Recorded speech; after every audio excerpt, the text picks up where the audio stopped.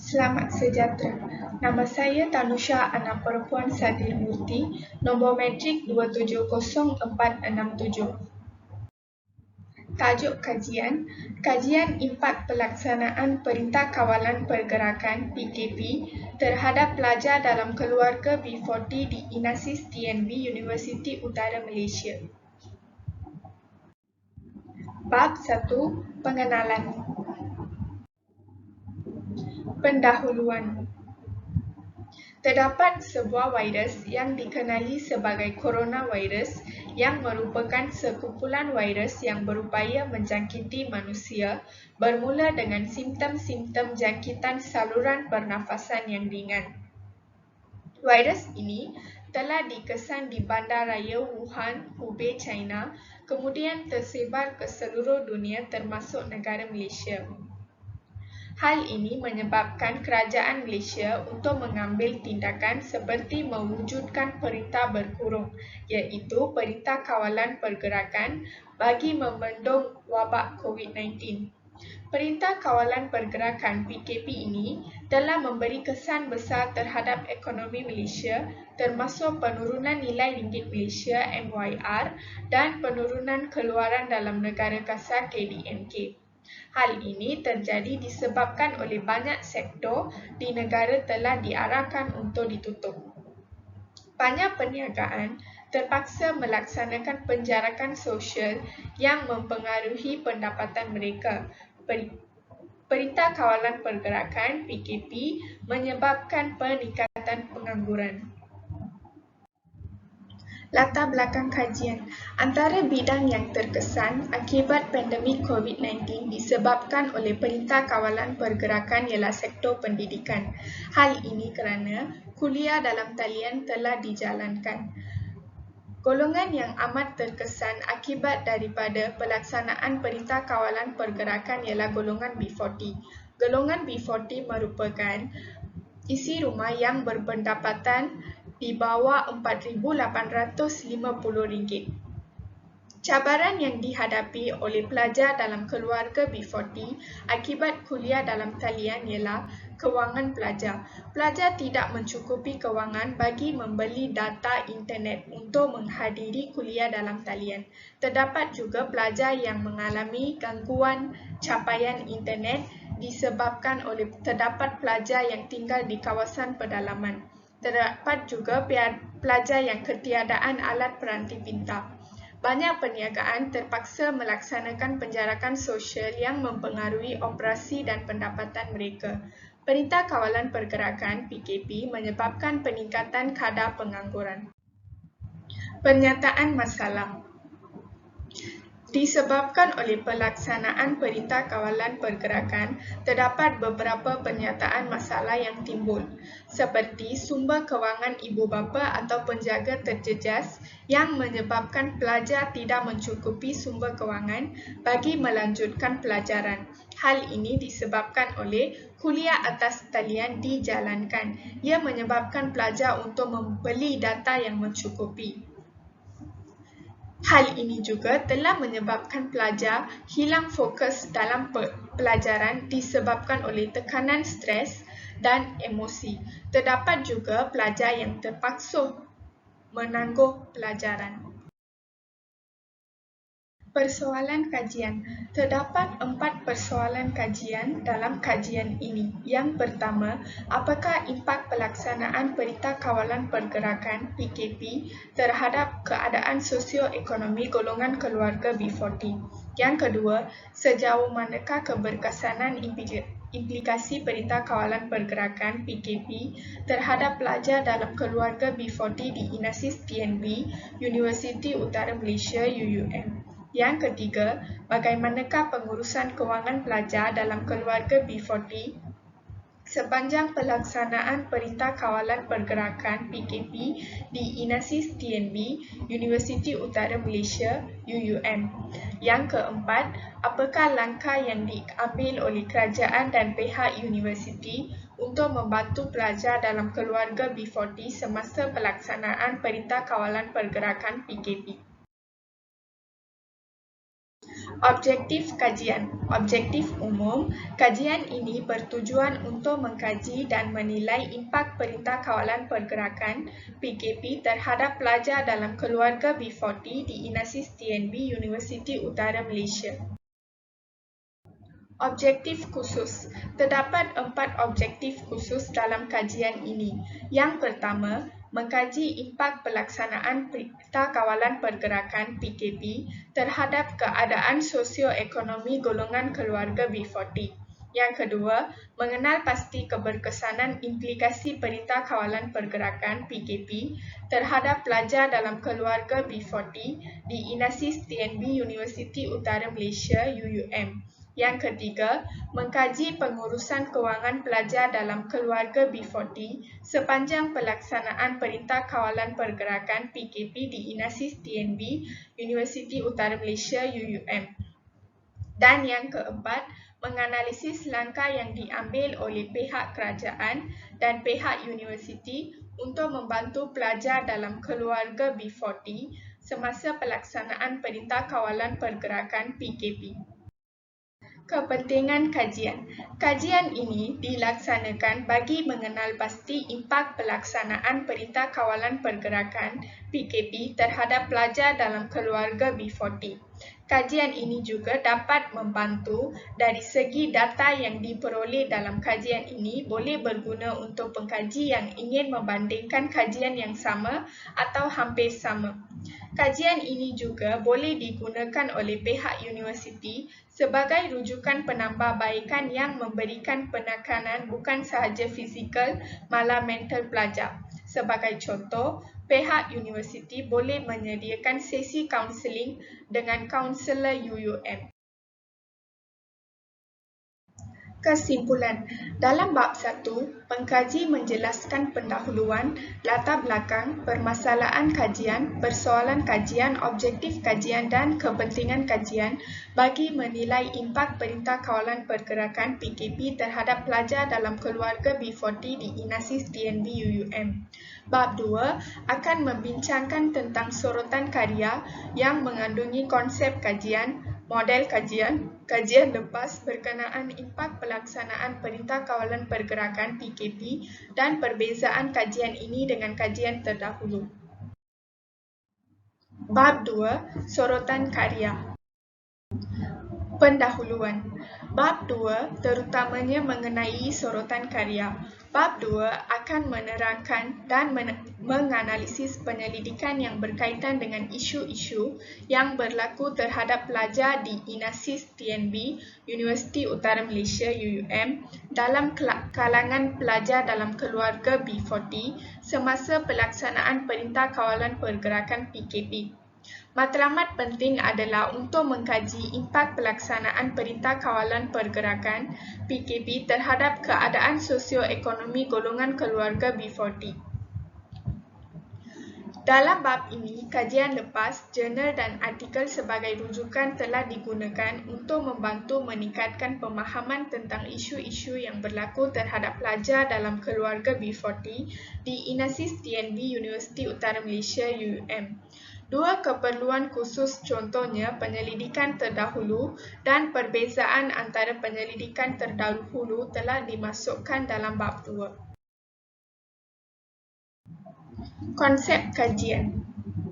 Dalam konsep kajian, pengkaji telah mengkaji tentang kemiskinan. Berdasarkan Wikipedia, kemiskinan bermaksud suatu situasi yang mana individu tidak mempunyai harta benda atau seseorang individu tidak mencukupi pendapatan untuk menampung keperluan hidup. Di Malaysia, terdapat 3 tahap pendapatan iaitu B40, M40 dan T20. Kerajaan telah mengutamakan kategori B40. Hal ini kerana B40 merupakan berpendapatan rendah. Kerajaan telah mengutamakan golongan B40 bagi membasmi kemiskinan menjelang tahun 2030. Model kajian. Terdapat 3 model yang dikaji oleh pengkaji. Yang pertama, teori paradigma demokrasi sosial. Penyelidik memilih teori ini sebagai model kajian kerana paradigma demokrasi sosial menjelaskan bahawa daripada melihat kemiskinan sebagai individu, pendekatan ini lebih melihat kepada struktur masalah. Yang kedua, teori paradigma neoliberal.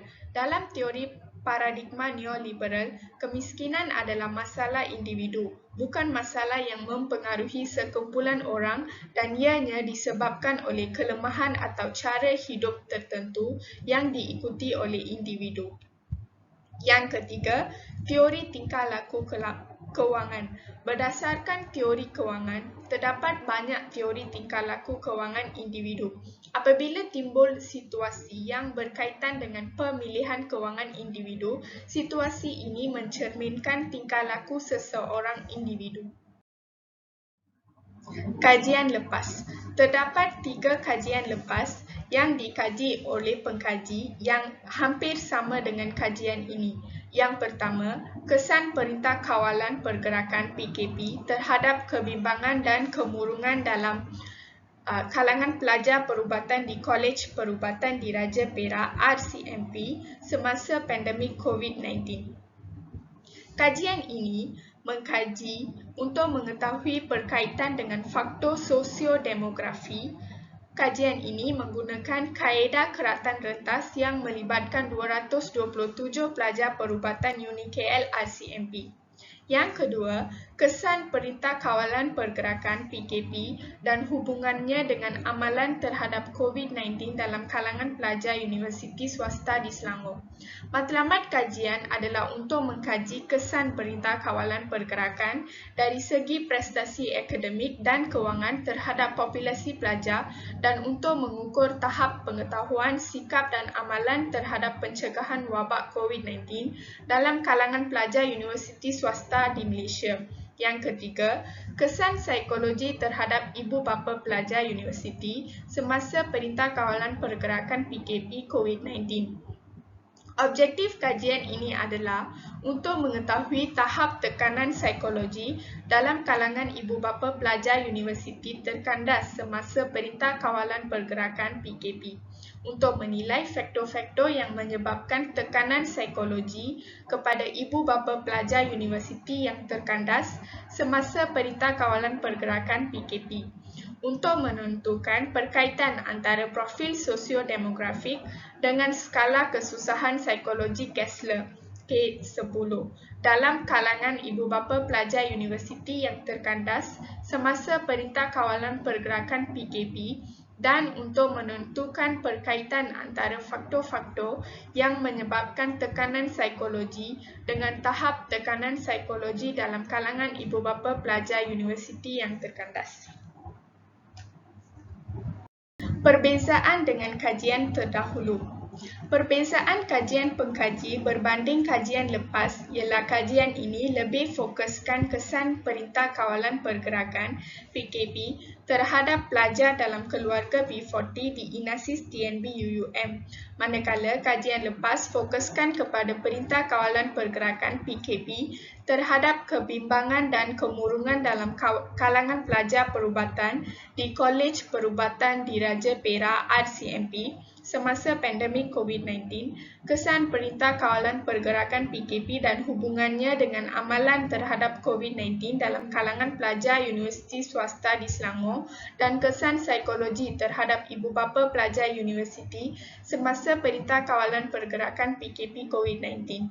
Tempat kajian pengkaji ialah di INASIS TNB, Universiti Utara Malaysia, manakala tempat kajian lepas adalah di Kolej Perubatan Diraja Perak RCMP, Universiti Swasta di Selangor dan Universiti Awam di Kuching, Sarawak, Malaysia. Dalam bab 2, pengkaji dapat mempelajari kajian-kajian lepas dan menjadikan kajian lepas sebagai panduan bagi melakukan kajian ini. Berdasarkan perbincangan di atas, objektif kajian penyelidik adalah berbeza dengan kajian lain. Seterusnya, dalam bab 3, kajian ini akan membincangkan hipotesis kajian, teknik kajian, instrumen kajian dan skop kajian. Bab 3. Metodologi kajian. Bab 3 dibahagikan kepada 4 bahagian yang akan dibincangkan secara terperinci. Bahagian yang pertama membincangkan hipotesis kajian, bahagian kedua prosedur kajian, bahagian ketiga instrumen yang akan digunakan dalam kajian, dan bahagian akhir iaitu bahagian 4 membincang tentang skop kajian. Metodologi kajian. Objektif metodologi adalah untuk membantu dalam memahami teknik aplikasi secara lebih umum atau lebih terperinci dengan memberikan penerangan tentang proses penyelidikan. Hipotesis kajian. Terdapat sebanyak 10 hipotesis kajian dalam kajian ini. Yang pertama, pelaksanaan Perintah Kawalan Pergerakan PKP memberi kesan terhadap keadaan sosioekonomi keluarga B40. Yang kedua, pelaksanaan Perintah Kawalan Pergerakan tidak memberi kesan terhadap keadaan sosioekonomi keluarga B40. Ketiga, pelajar dalam keluarga B40 terjejas akibat pelaksanaan Perintah Kawalan Pergerakan PKP. Keempat, pelajar dalam keluarga B40 tidak terjejas akibat pelaksanaan Perintah Kawalan Pergerakan PKP. Yang kelima, sara hidup pelajar dalam keluarga B40 terjejas akibat Perintah Kawalan Pergerakan PKP. Yang keenam, sara hidup pelajar dalam keluarga B40 tidak terjejas akibat Perintah Kawalan Pergerakan PKP. Seterusnya, bantuan daripada kerajaan dapat membantu pelajar dalam keluarga B40 dengan mengurangkan beban. Bantuan daripada kerajaan tidak dapat membantu pelajar dalam keluarga B40 dengan mengurangkan beban. Bantuan daripada pihak universiti dapat membantu pelajar dalam keluarga B40 dan akhir sekali bantuan daripada pihak universiti tidak dapat membantu pelajar dalam keluarga. Teknik kajian. Terdapat 3 bahagian dalam teknik kajian. Yang pertama, sumber maklumat dan data. Data primer dan data sekunder. Data primer ialah sumber maklumat yang telah diperoleh terus daripada sumber asal. Dengan menggunakan data primer yang diperoleh, pengkaji akan menjalankan penyelidikan terus dan menjejaki keputusan. Dalam kajian ini, borang soal selidik telah dicapai melalui penggunaan borang Google. Borang Google adalah borang mahya yang dihantar kepada responden yang belajar di INASIS TNB, Universiti Utara Malaysia. Data sekunder.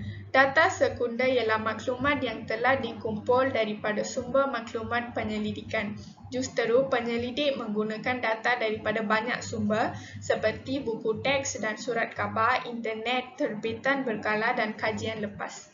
Bahagian kedua, kaedah mengumpul maklumat dan data. Pendekatan tinjauan telah dipilih untuk pengkajian ini. Ini disebabkan oleh fakta bahawa strategi ini adalah yang paling berjaya kerana ini akan merangkumi lebih sedikit pengguna pada kos yang lebih murah. Bahagian ketiga, kaedah menganalisis maklumat dan data. Dalam kajian ini, kaedah menganalisis maklumat dan data yang digunakan adalah kaedah kuantitatif yang berbentuk deskriptif. Instrumen kajian. Peralatan yang digunakan dalam kajian ini ialah borang soal selidik, skop kajian, sasaran kajian. Responden. Responden kajian adalah tertumpu kepada pelajar dalam keluarga B40 di INASIS TNB UUM. Disebabkan oleh Perintah Kawalan Pergerakan, pengkaji terpaksa menjalankan soal selidik secara dalam talian menggunakan borang Google. Yang kedua, sampel kajian. Sampel kajian ini terdiri daripada pelajar dalam keluarga B40 di INASIS TNB UUM.